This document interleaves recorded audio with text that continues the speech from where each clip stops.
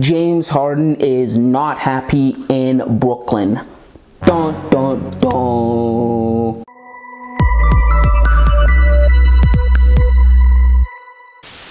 Hey guys, welcome back to the channel. This is League Talk. If you're new here, my name is Emmanuel Camia, and on here I make videos about the NBA, giving my thoughts, opinions, and analytically breaking things down. If you're into that kind of thing, this is the channel for you. So make sure to drop a sub, leave a like, and leave your thoughts down in the comments below. And let me jump into this video. I think that James Harden is trying to force the Brooklyn Nets' hand into doing something about Kyrie Irving. I think he's trying to force them to either man up and force Kyrie Irving to make a decision, either stop him from playing or package him, trade him, and get pieces that will come back, that will actually help the organization, actually help the guys win a championship. Because I think James Harden's seeing the writing on the wall about this thing, right? And second, I think the reason this story was put out there was because James Harden, right, is kind of waving a flag to other teams, but mainly the 76ers, that, hey, Brooklyn's not a lock for me. I'm willing to leave if the conditions are right. If you come get me, I'm willing to leave, right? I'm willing to jump ships.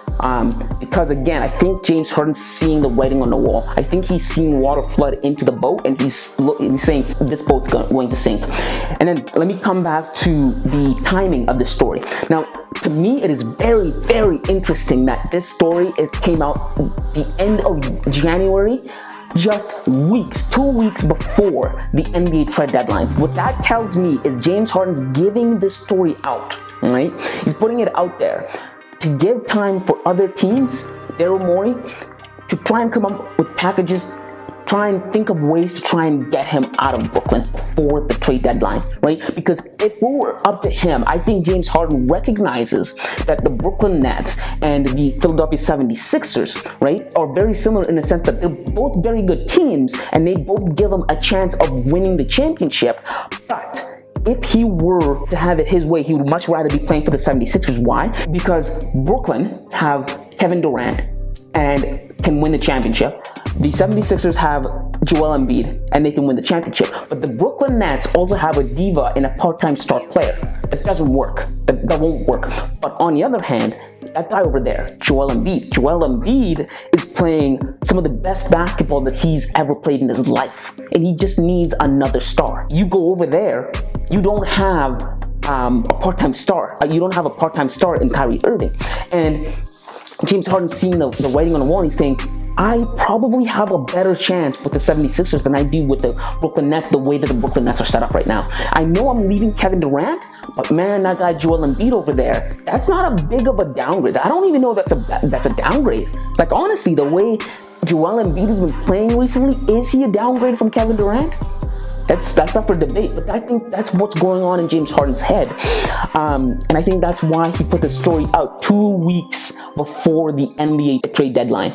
Very strategic. James Harden's a very smart guy, and he's a very strategic guy, and he's seeing the writing on the wall. That writing being that, yes, Kyrie Irving being a part-time player now on the regular season is all fine and dandy, glamorous and whatever, but what happens when push comes to shove and the NBA playoffs start? What happens when you're playing the Milwaukee Bucks, right, and you just won one game at home and you won one in Milwaukee, and you are coming back and the series is tied up and you need to win a game and Kyrie Irving is not available? James Harden's starting to think about that, and he's thinking about his future, and he's thinking about his legacy, and he's saying, when I weigh it that way, when I look at it that way, right, that this guy is barely going to be there. He might not even be there, but I can be, right, in Philadelphia and win a championship. He's thinking about, he's like, yo, I got to do something for me, right? Because remember, Kyrie Irving and Kevin Durant have won their championship. If they don't win a championship here, it's fine. They don't care.